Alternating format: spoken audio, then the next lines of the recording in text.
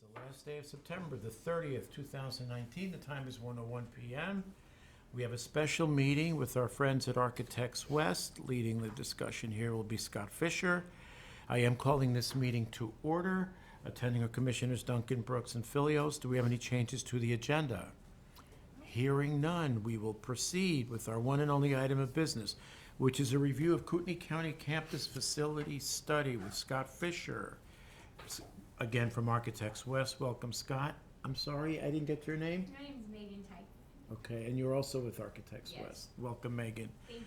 And Sean Riley, who represents the BOCC on contract to us. And we do have a potential action item. So, Scott, take it away. Okay, thank you very much for having us.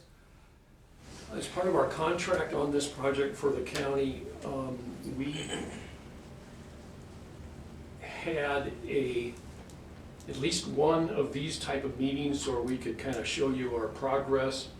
I have some preliminary cost information in here, but technically it probably shouldn't even have been put together until it was run by you, but I wanted to show you things basically for the format as much as anything at this point. So, Sean, I'm assuming that the commissioners are somewhat familiar with the programming document. Did you share that with them at all? No. Okay. The one that we came back and re-interviewed and, Mhm. no.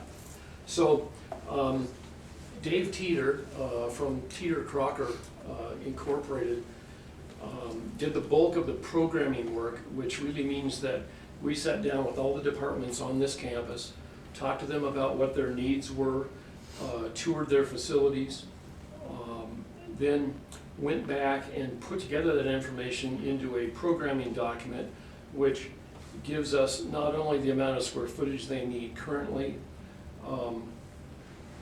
basically it also gives us what they have, but that's probably less important than exactly what they have and what they're gonna need looking forward 5 to 10 years. In addition to that, there are diagrams in here that we call bubble diagrams for a particular department, which really talks to us about which particular spaces should be adjacent to other spaces and how important that adjacency is. And so as we then go forward from all the information that's in this document and take the next step to start doing some planning for a roadmap, if you will, that will allow you as a county to meet the requirements in this document over the next number of years. That's kind of how we've started. So we start gathering information from you and your folks, and then we take the next step, which is about, we're, I don't know, maybe 2/3 of the way through that next step. So we're kind of giving you a snapshot of where we're at. Good.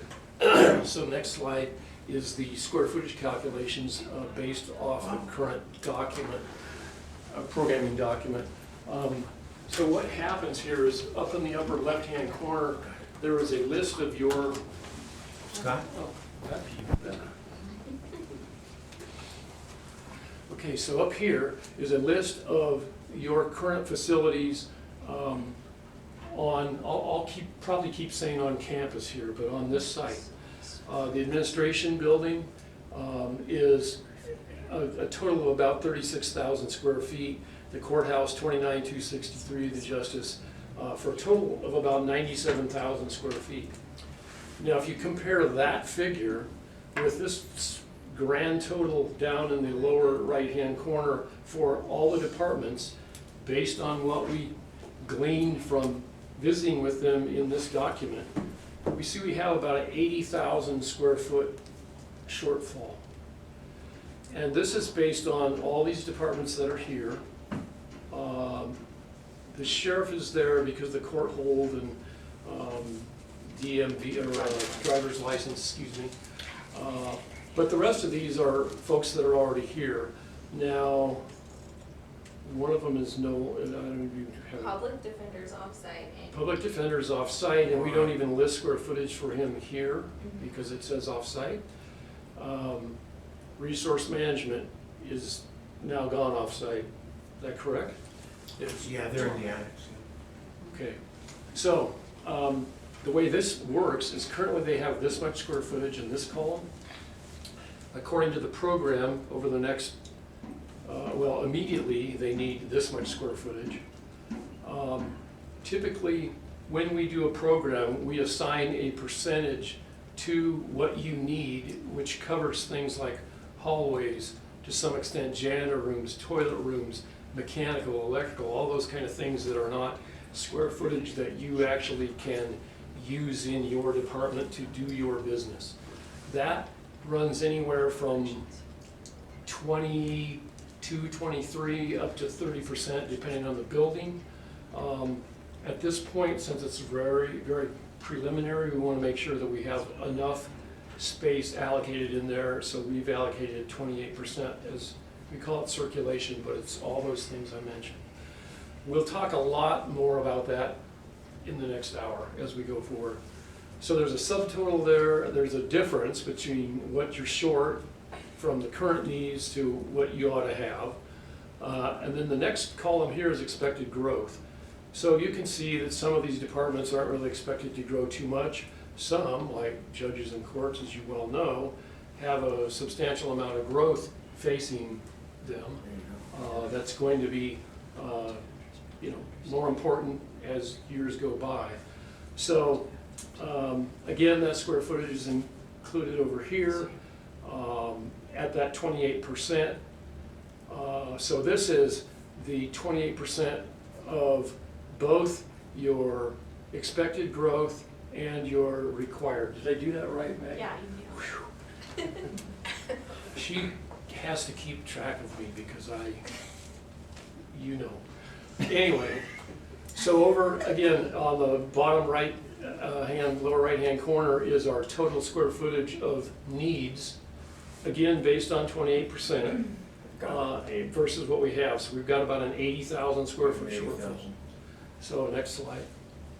So as we started to look at this. Can you go back just for a quick second? So in district court's case, okay, they're saying that they need 38,190 square feet. Okay, that's what they say they need. That may not be what is determined down the road. For instance, they would like every judge's chambers to be the size of Judge Christensen's, which is one of the very biggest. They want a waiting area for potential jurors. They want, and these are, and I'm not saying that they're not going to get them. I'm just saying that when you see that big of a number off one place, it's not just courtrooms. It was a lot of other things that they said they need. Just like the court hold is almost triple. But they're saying that they need a separate one for females and that they need kind of to be in an area where they can see everybody around them, but they're still protected. So there's a lot of stuff still to be gleaned, if you will, in the. And that's really important because this number is like best case scenario, Right. maybe even you could say money no object kind of thing. I mean, so that's important to note. Another thing that I probably should know before we go any further is that this is all color coded, and for the most part, this document for these different departments are color coded similarly. I don't know why I'm having trouble with that one. And then as we go forward on all the stuff that you'll see from here on out, it's color coded as well. So we're just trying to make it as simple as it can be because, as you well know, living it every day, this is an extremely complex problem to solve with obviously a lot of moving parts, and the more little tricks I think we can do, like color coding or whatever, to help us all understand it better, I think the better off we'll be. So we started out looking at some options, and this particular slide shows the courthouse building, all 4 floors at the top, the administration building in the middle, the justice building on the bottom. The idea as we went through this programming list of facilities, in my mind and in Meg's mind as we tried to solve this, one of the things we were trying to do was to maximize the reuse of the existing buildings that you already have, while trying to recognize some of these relationships, you know, who needs to be next to who and how that all works. And if we can maximize the use of the space you have, then we can hopefully minimize the new space that we have to design. Now, in this case, this option is predicated on everything else going in your existing buildings with the exception of judges and courts building. And that represents about 88,083 square feet. It's hard to read at this scale, but there's a square footage amount right there. And under this scheme, can we zoom in on that first floor, Meg? Of the courthouse? Well, just, yeah, there you go. Okay, so you can see that we're talking about judges and courts, district court, adult misdemeanor probation, and clerk, auditor, recorder. So those square footage items total up to this 88,083. That's how much we're saying is new.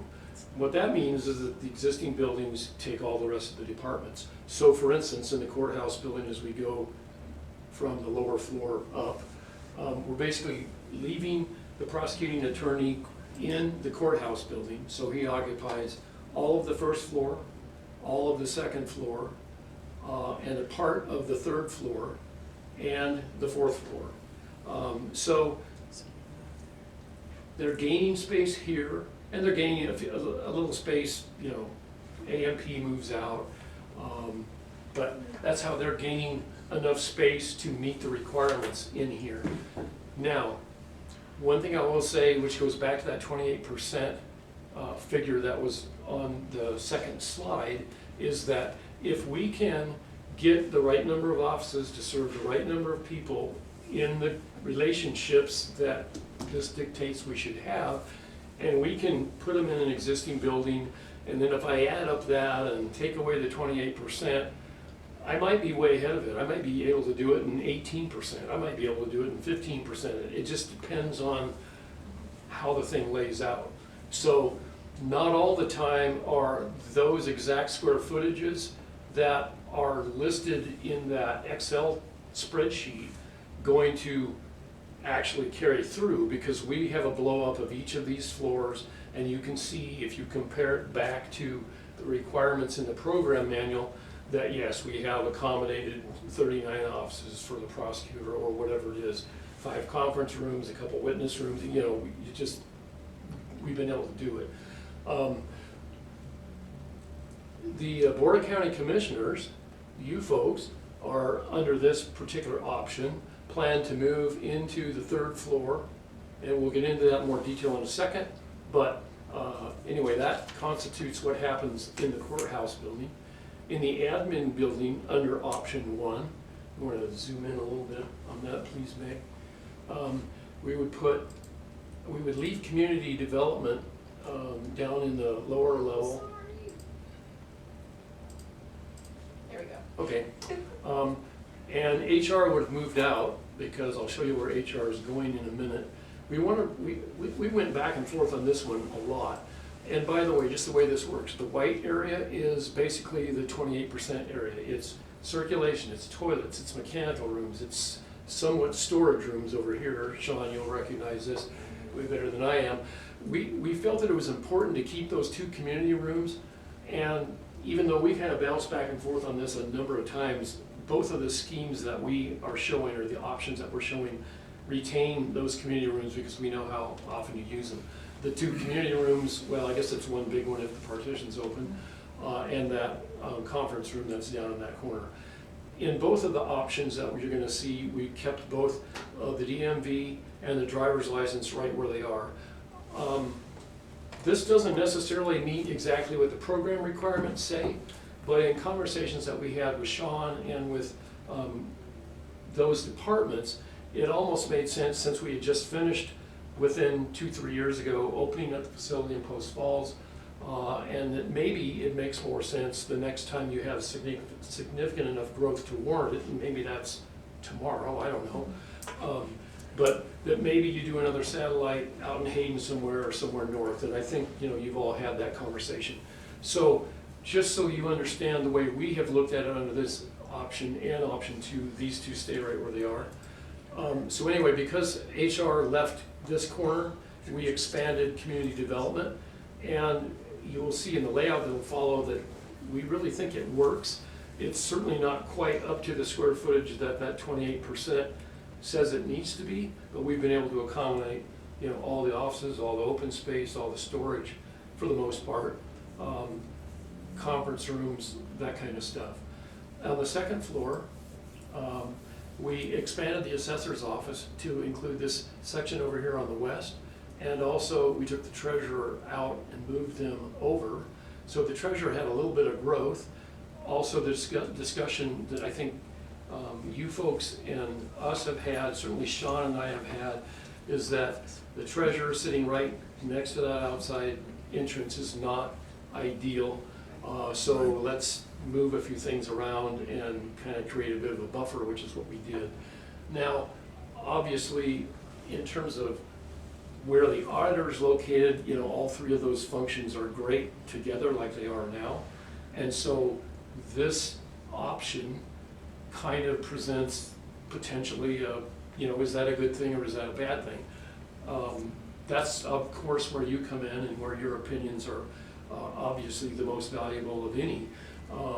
But we need help with that kind of stuff, and so you can kind of see how that works.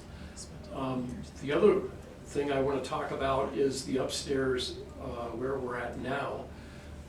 If you go back to the spreadsheet, you'll see that IT, which currently occupies about this much space, by the numbers, could take this whole floor. But in reality, when we went back and looked at the number of office spaces and the number of conference rooms and so on, we think they can function pretty well. And as you can see, just looking here, they're going to gain 100% more space than they have now. I mean, so they're going to double their space just by doing this.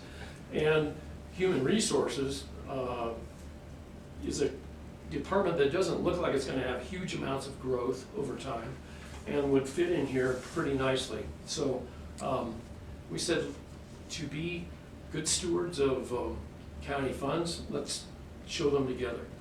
Finally, down in the Justice Building, we moved the public defender, who has been, as you know, off-site, and are planning a total remodel of this building on both floors to accommodate the public defender. So now I guess we'll get back to the broader scale, Meg, if you can, and then we'll go to the next sheet. So, like I said, we had developed a specific floor plan for each one of the floors, so the courthouse, and we'll go through these real rapidly because if we don't, we'll never make it. Floor 1 is all prosecutor, with the exception, of course, of, you know, existing mechanical, electrical, and plumbing and circulation. Floor 2 also became or stayed all prosecutor. I guess the difference here is AMP has moved out, but they've gained all that space. Floor 3 is prosecutor down at the south end. By the way, north is always to the top of the sheets on all these buildings, so that helps to keep us oriented again. And then this, for some reason, isn't showing up colored, but it's light blue. It's light blue on my screen. Yeah. And that's the Board of County Commissioners.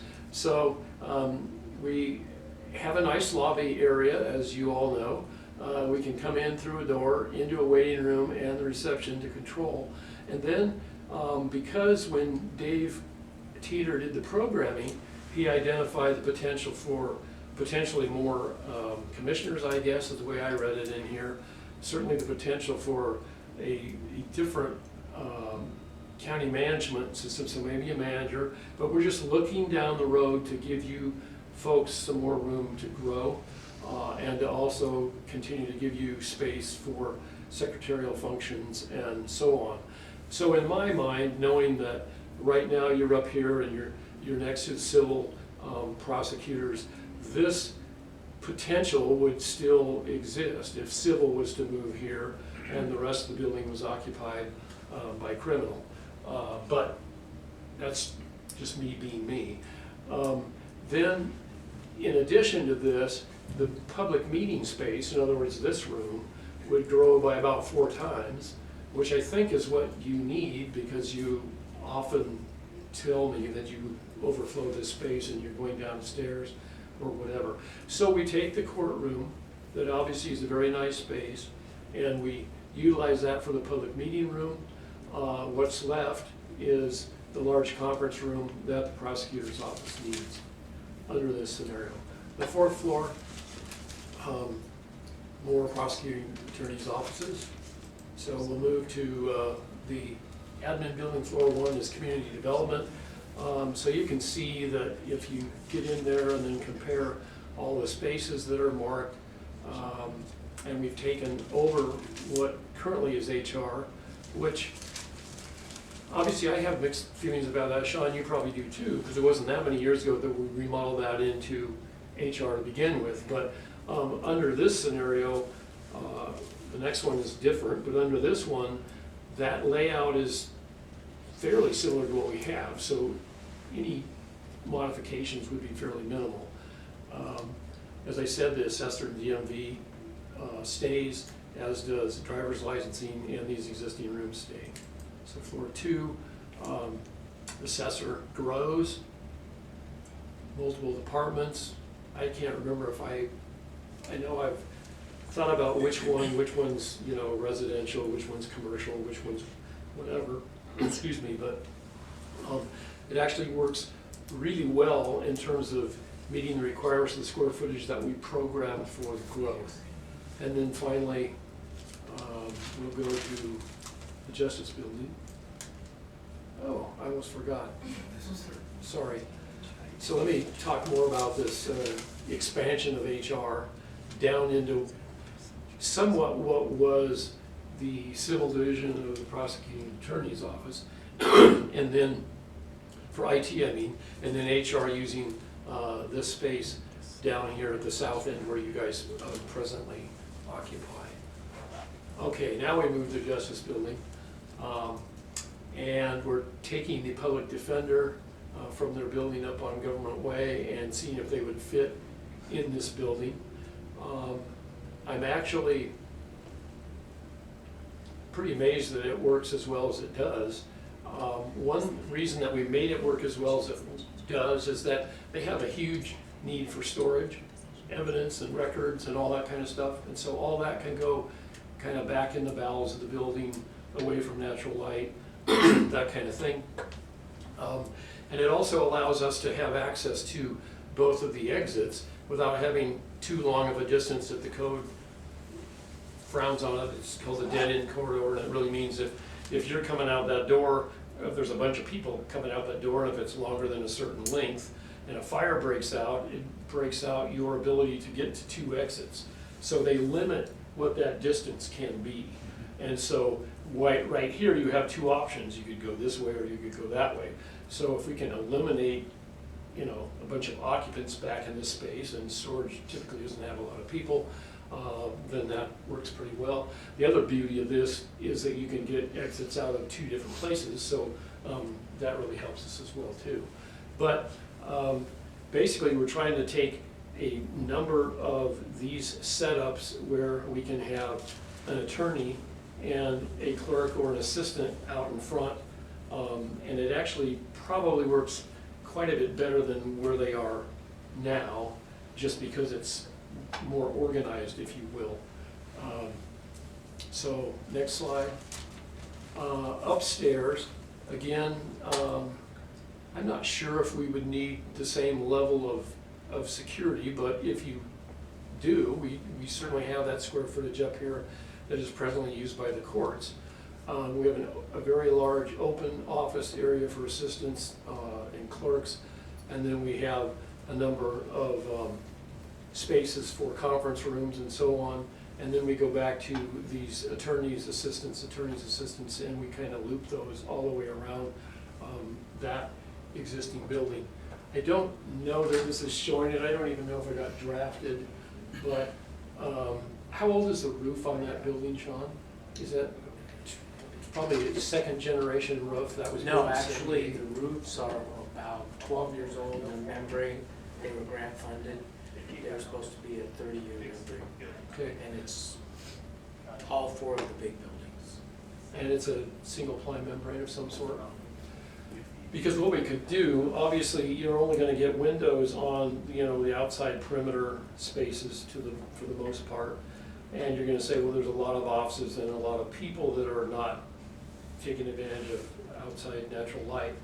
On the second floor, we might look at cutting in some skylights over, say 3 rows of it to get some natural light benefit to some of those folks.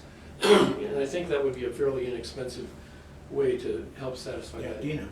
Just a quick question, when this was considered, was the large influx requirements for employees from the PDC Yeah, I included was in just there? thinking the same thing. Because they're mandated to add 13 new bodies as of the new fiscal year for the Public Defense Commission. So I was just wondering if those 13 were included in this. Yes. Okay. So let me make sure that our program has it adequately listed. It's like 13 and a half or something. And I didn't see the auditor or recorder anywhere. The It's what? not there yet. Oh, okay. You get a new building. Okay. Okay, so it's gonna be hard to, Do you have a count on the number of attorneys, Scott, by any chance? I have 25, 28,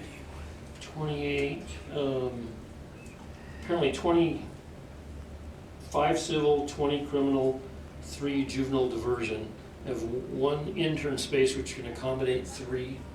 I have 3 investigators, then a prosecutor, a prosecuting chief, supervisor, and 3 victim witness spaces. Now, that's the prosecutor. Prosecutor. That's not the You mean- public. Public defense, yeah, that's part of The the. public defender I'm should sorry. be, It went- there'll be investigators. I went one spot too soon, sorry. Okay, here we are. Okay, administrative attorneys 3 for public defender, 27 staff attorneys, 1 intern space, again, that'll accommodate 3, 4 investigators, an office administrator, 2 social workers, and then other ancillary spaces, clerical pod, et cetera. And then for future, There's like 8 new attorneys. this is it'll be accommodated by relocating, that's not right. How close are those numbers, 30? Well, 2 social workers sounds right, but I don't know, the attorney number seems a little low. Well, the attorney number is what they're gonna have like this year. Okay. So going forward, that's what he's looking at right now. Well, she told us when we interviewed her that once she felt, that's probably why you're not finding what you're looking, once she felt like she was at the level that she was gonna be at in the next year, then they wouldn't come at her 8 or 9 at a time. Gotcha. That she might Okay. only need 1 or 2 every couple years. Okay, then we're She- factored in, So I just so was it's concerned. factored into this. Okay, good. It's just her vision of future needs was not as clear as what's about to drop in her lap. Right, okay, thank you, Right. sorry to interrupt. Yeah. But, No, but you're no, fine. I did take she sent me the layout of your staff in the building up on Government Way now, and we kind of plugged a name and so. Okay, um, great. Yeah. And some of those were future, so, And I think he's gonna go from like 43 to close to 56 people. Yes, that's correct. okay, so now we'll go to, I think, option 2.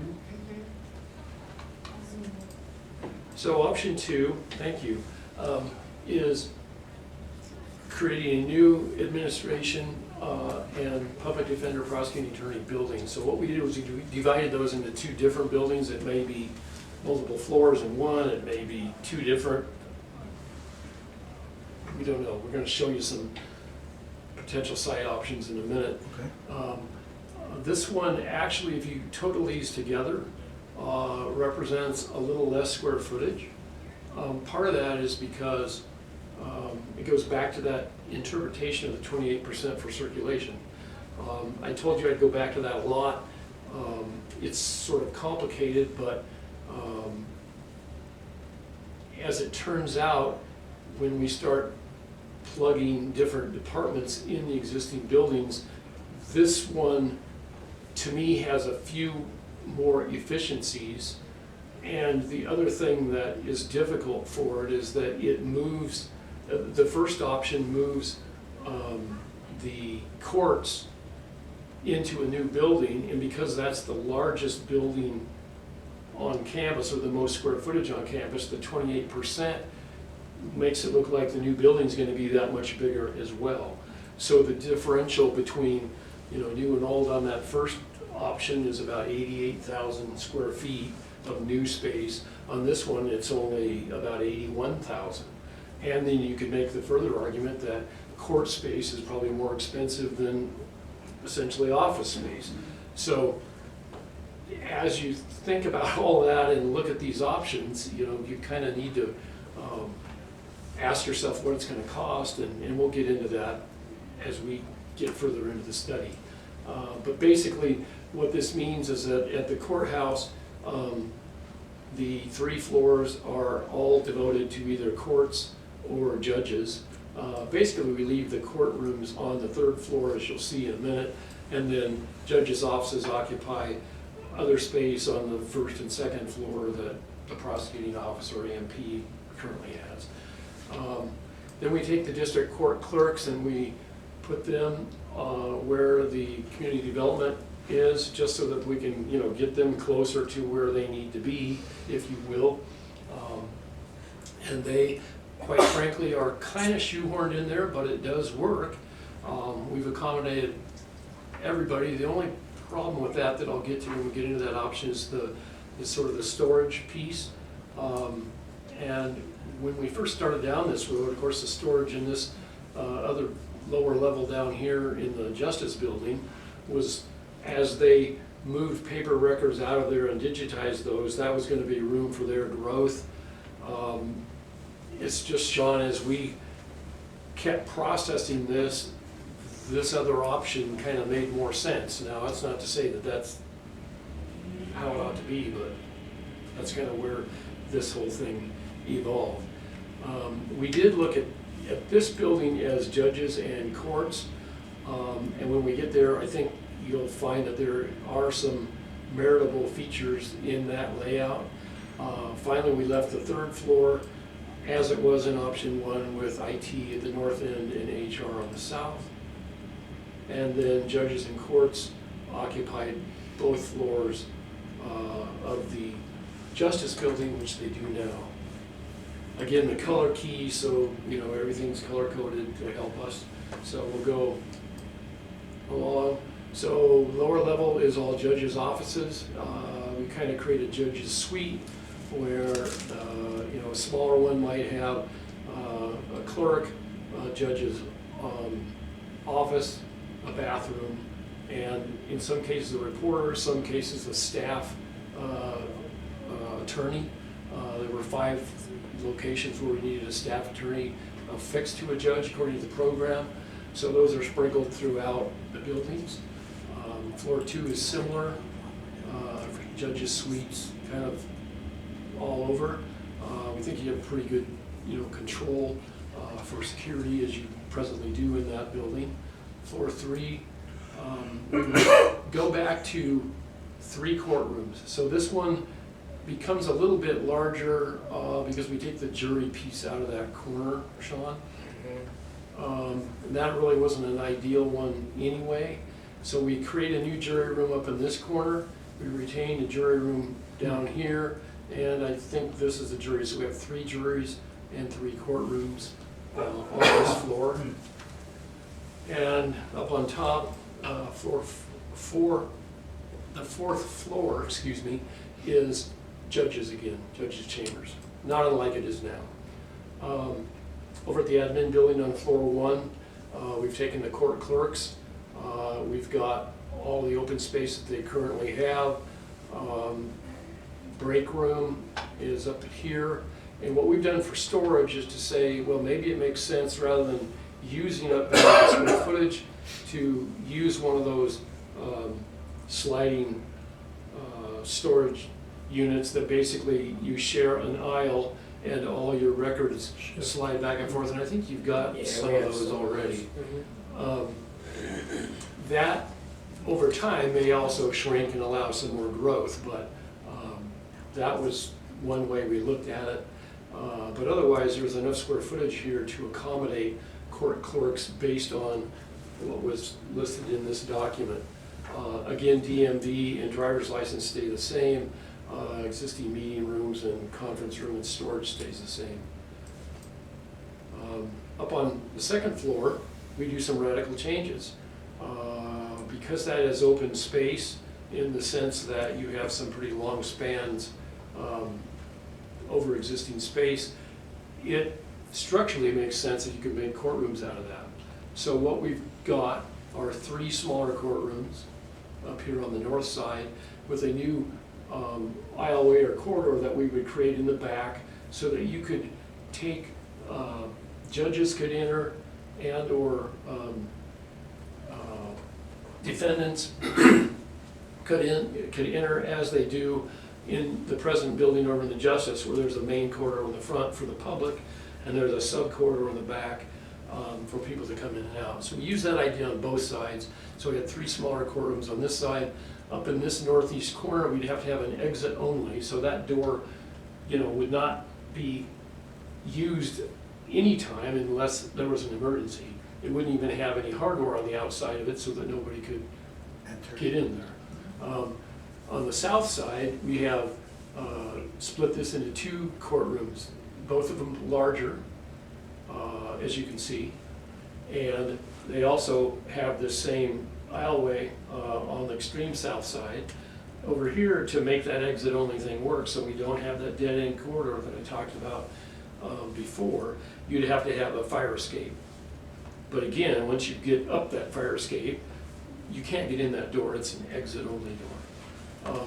This gave us a great big jury assembly room, which we don't have now, so that we've got, for a large trial, a bunch of people coming to do jury duty, and they have no place to go. As you know, they're all over the place, and Sean is aware of this, that they're out in the hall, they're down the lobby, whatever. We still can maintain a pretty big lobby, work in the bailiffs, and some of the court clerks' functions. So I think potentially this level works fairly well. Floor 3 is back to our good friend IT and HR. So we'll go to the Justice Building. In the Justice Building, we're able to put some jury rooms and some judges' chambers on the south side because there are already some windows. We can add some more windows, maybe an itinerant judge. We have a couple jury rooms there.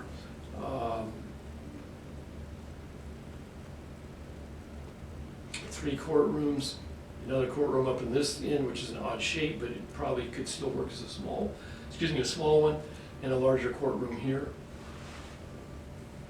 And I think I'll move on to site. Okay, so I want to give a little bit of time to talk about this because I know this thing is a very volatile and fluid, that's the word I'm looking for, thank you, Commissioner. So in the 2 options that we looked at, we retained this house sitting there now because I know you've had dialogue about the potential to vacate part of Garden Avenue and maybe build across it or whatever.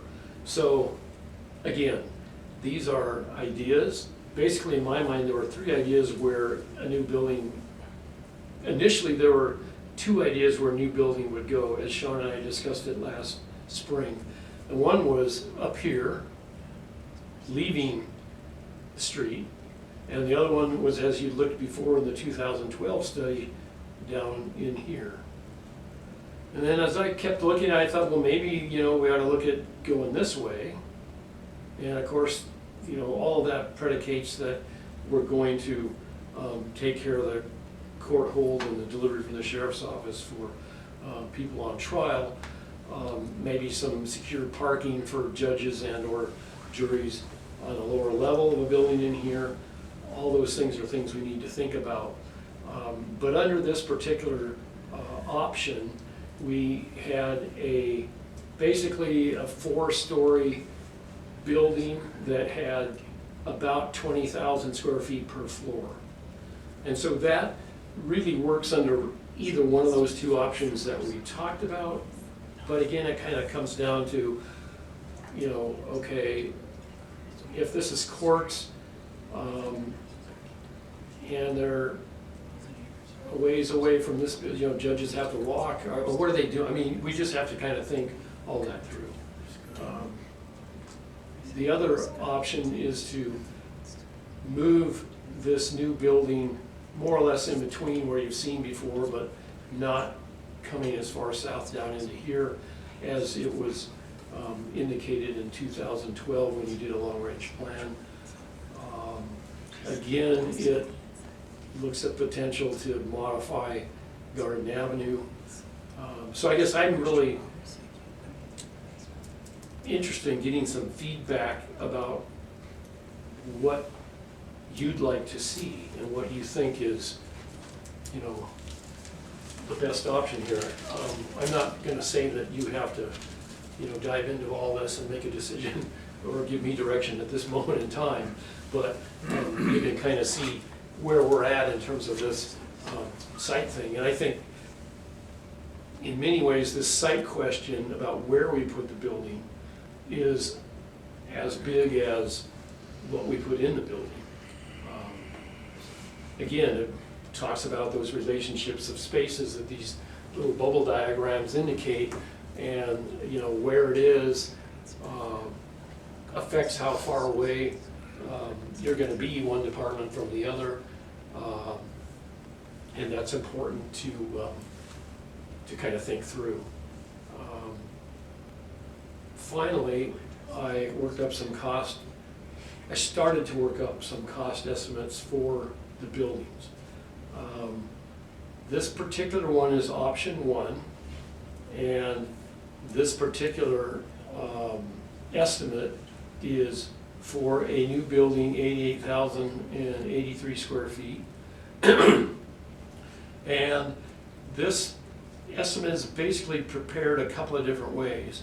One way is a building component method. So the upper part of this, really from about here all the way up, is based on, you know, what's the square foot cost for a structural steel floor? What's the square foot cost for a structural steel roof, foundations, excavating, finishes, windows, whatever. All that is in the upper part. And then this piece here, kind of in the lower middle, talks specifically about other costs, contractors' overhead, building permit costs, architectural engineering fees, insurance, profit, all that kind of stuff, more or less you might call them soft costs. They come up to a total, so a cost per square foot here, I think that's $236 a foot. That's, I think what you looked at in 2012, I went back to the study that was done then, and they were just using $240 a square foot for everything. But this, based on the component cost, is basically right in the middle of courthouse facilities built in 2018, 2019. So I'm expecting that we're not going to go off the deep end. It's going to be a nice building, but it doesn't have to have a lot of frills, and that we can build it for that.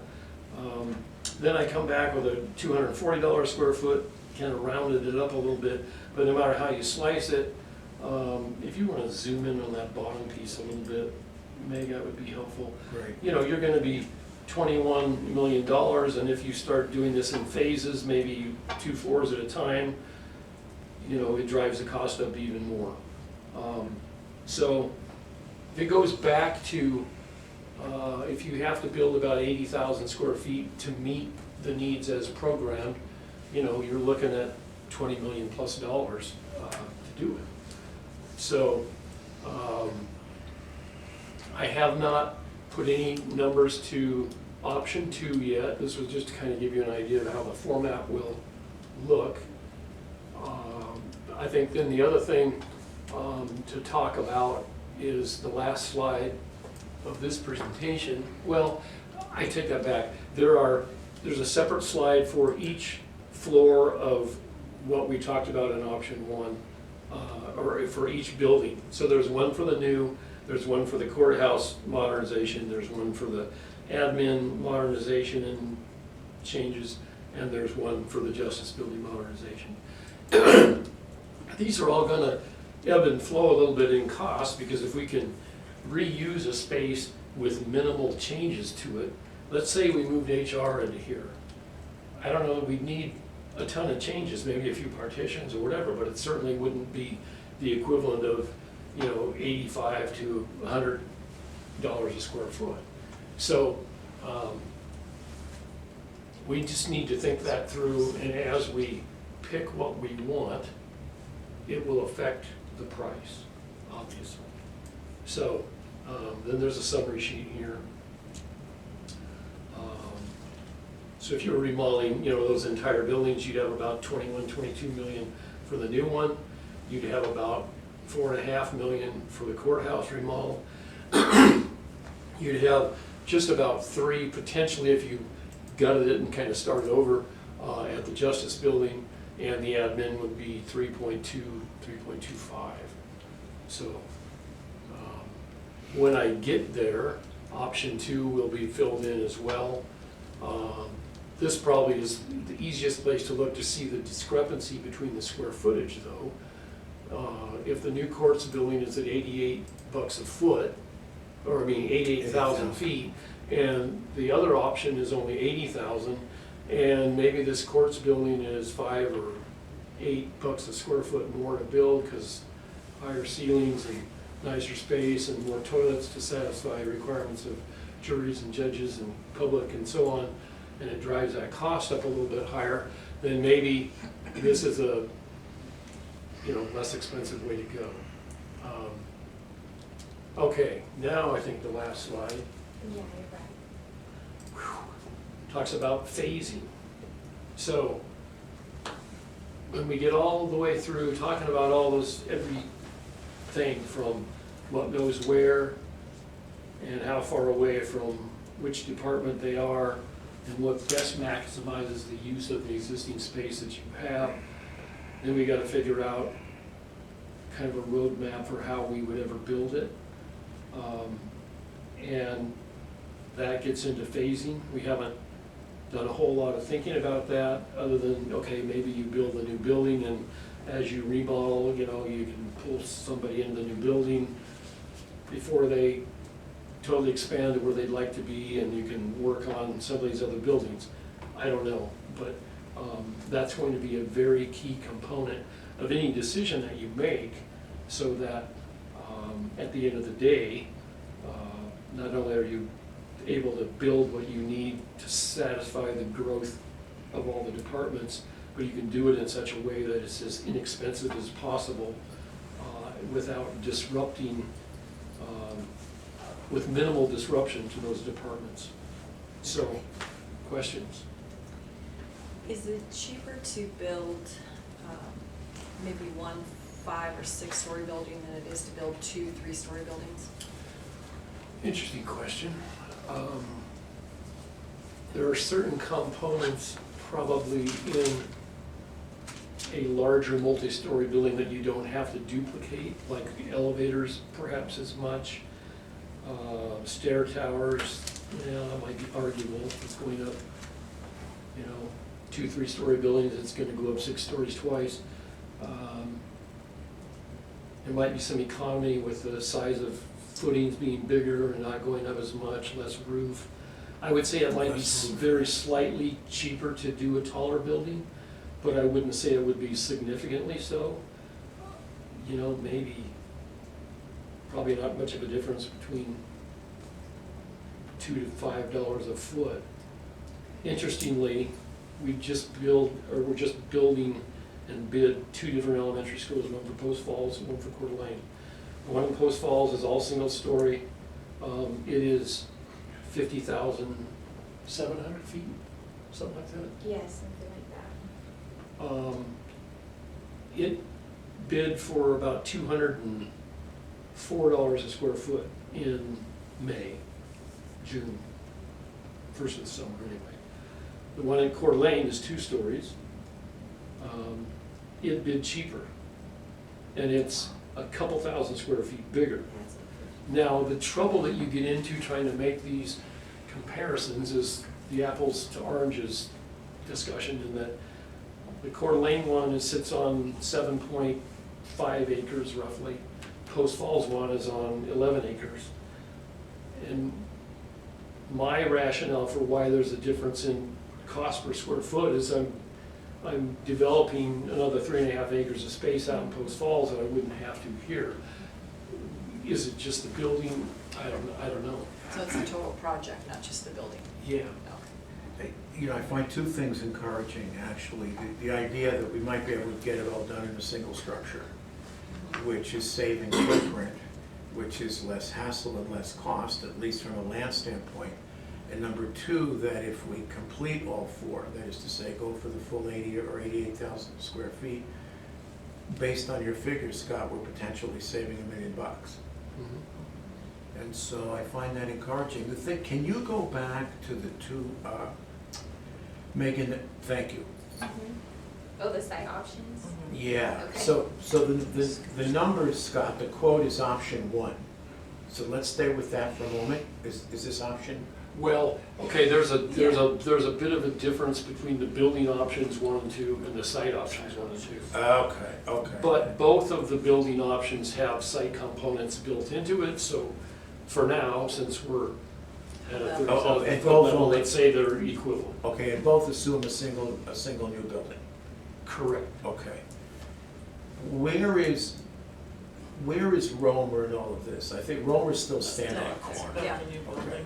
That's that one right Romer's there. still up there, okay, Yeah. that's fine. So admin is down below where we are currently. Uh-huh. And so you're redoing this parking lot right now. We're doing that And right now. on this, just so you know, John Mueller, who helped me with this site piece, this kind of comes back down and continues that curve. He flattened it out to try to kind of maximize buildable area for that without really taking a whole lot away from the historical presence of that building on that site. Does that take into account the tunnel, the train tunnel that's underneath that parking lot? Well, yeah, it's interesting that you bring that up. When we did the ancillary services building, initially we were trying to take this building and put it up here. And that tunnel crosses the road right here on a diagonal and loops up and goes in like that. And it's a big ditch that we had to fill. And we didn't want to have to do structural fill or pilings or whatever the soils reports were telling us we might be faced with for this building. So we moved it from up here down here. Now, this could be slid, it's, one corner of it is just into that ditch as far as we can tell right now. This building could come closer to the courts building. We consciously left a pretty good amount of green space between so that this building acts, if you will, as your historical focal point of the campus, particularly from Government Way. We even held it back so that the front of that building doesn't, it's set behind that first offset. When this was built, that wasn't a concern, and I understand that, but anyway, this thing could move a little bit, but So we're basically terminating Gordon Avenue, is that right? correct. And at that terminus, you develop some kind of a way to swing in, drop people off, and get back on, or at the same time access your parking facility. Right. So there's a water main all the length of Garden. So I don't think the city's going to let us build over that water main. Okay, So can you go to the next one? Whereas that one, depending on Yeah, exactly. again, this could slide back down Right. to get the snout of that thing out of the street if that's a problem. So can that space accommodate 80,000 square feet from admin to garden? Both of these are approximately 20,000 square foot footprints. Okay. So yes, it'd be a four to 5 story building, probably 4, I think this is, or even 4.5. I mean, like this one's a 3.5, so. Right. Yeah. And the other thing, I mean, maybe this makes some more sense too, because I know back in 2012, when the previous study was done, which I have here, in their new building was the yellow. Yep. Maybe, putting it here ties you together with some skywalks and those kind of things, and maybe that makes some good sense to look at that as well. interesting, yeah. This is probably, at least on a cursory basis, this is probably the most workable, for the very reason that Leslie gave. The water main. Yeah. Yeah. Yeah, there's a lot of other things that can be worked around. Well, you really have a lot of options with this, in the sense that if we retain a good portion of that street, you need to be able to get up and access the parking lot. Exactly. Yeah. You need to be able to get in and out of this parking lot, but if, and somebody, I think Sean, you mentioned it to me, but if you went growth 30 years from now or whatever, this building could come this way Yeah. as well. And so you haven't discounted any of those future abilities by doing this. And, we just redid that parking lot, so if we're gonna push this down, we don't have to change anything to that parking lot, unless you wanna gain a few more spaces on this curve up here and flatten it out the way John's showing, but. Well, building a parking lot over the water main's not gonna be an issue. Precisely. So. That's true, you can gain Precisely. parking there as well, so. Yeah. So, I think this is gonna be great conversations with the city. I'm looking forward to it. Yeah. And I think they're looking forward to working with us, I really do. Yeah. Good job, Scott. So, Thank you. our next goal will be to, finish putting some numbers to some of this and fine tune this, because like I said, those numbers that are in there now are based on, we're gonna remodel every square foot of each of those buildings, and that's not the case, depending on what is picked. We have not done any preliminary planning for these 2 new buildings in terms of floor plan layouts. And I would like to take that next step. That's part of what we feel we owe you, Sure. that we contracted to do. But we also thought that the biggest part of the puzzle was to try to figure out what would fit in your existing buildings. And so that's why we tackled that piece first. Because I can say, well, anybody can design a new building. Right. It might be a little bit harder to figure out how to take some of this existing space and get it into this building or that building or the other one. And once we know that works, then we know what's left and what we can. And then when we get in here, maybe we find that 28% figure is too big, and we can be more efficient and come back and not even quite have 80,000 square feet or 88,000 or whatever. We can carve that down. Just, I looked at it and I did my little drawing lines on Google Earth or whatever, and it didn't seem like we were gonna be able to get 20,000 square feet. It was gonna be a little bit less than that on that footprint. But if I don't know where you're parked, but I'd be happy to walk down there with you and just so you can help me see what you're thinking. But I think that would be good because it'd be close and people could go in and out of buildings without a whole bunch of weather-related issues. That's true, especially after this weekend. Yes, surprise. Well, the other thing too is it gives the opportunity to get the inmates out of court hold and into There a you go. building Yeah, And without then- going outside. across with a much shorter distance than now where they actually they come down and get them, and we've seen the whole scenario, so that was, an But if advantage. that building, what do you call that building? Cornhole. Court hold. I just don't remember the Worley building, and I'm sorry. Well, the That's Worthy how building old I was am. there, and all that's left is Cornhole. But if this moves out of the street and comes back down farther, then you're able to come in off of this parking lot, Right. get right in there, and maybe even do some parking down there for judges and that kind of stuff Yeah, as because well. we'll have to have handicap parking at some point, either under it or right in front of it. Mhm. Because we have, 7 spaces out there now, so they're not gonna, you're adding another 80,000 square feet. They're gonna ask for at least another 7 or 8 handicap spots. Well, Commissioner Duncan, it may make more sense if we go back and pull this back and modify it a little bit. Maybe even put some dimensions on it and then come back and do a actual tour. It might be better use of everybody's time because I need to go back and verify from John. I remember him saying these were roughly 20,000 square foot Yeah. footprints. But obviously in this case, we're halfway across Garden Avenue.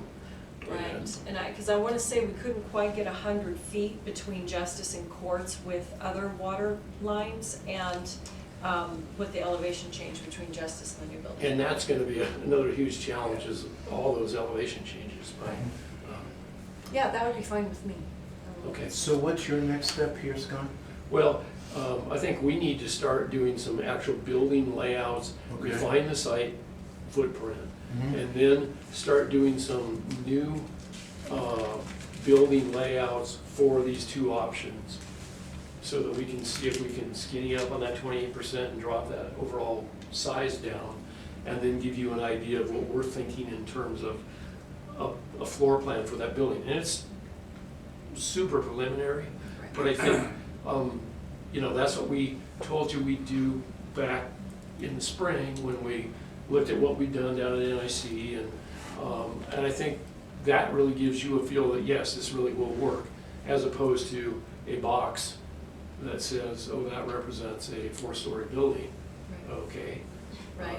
So going back to the box, if we were to just be able to build all 4 stories, but yet not inhabit, say, 2 of them, and build for growth that way, that would bring our initial cost a little bit lower. Yes. Is that right? And that's the other part that, we could design this, and I have done it before where I've done a middle school in Post Falls. We originally designed one wing to have 2 floors, but they didn't have enough kids to support 2 floors, and they didn't have enough money to pay for it, so we built it to be added on to later.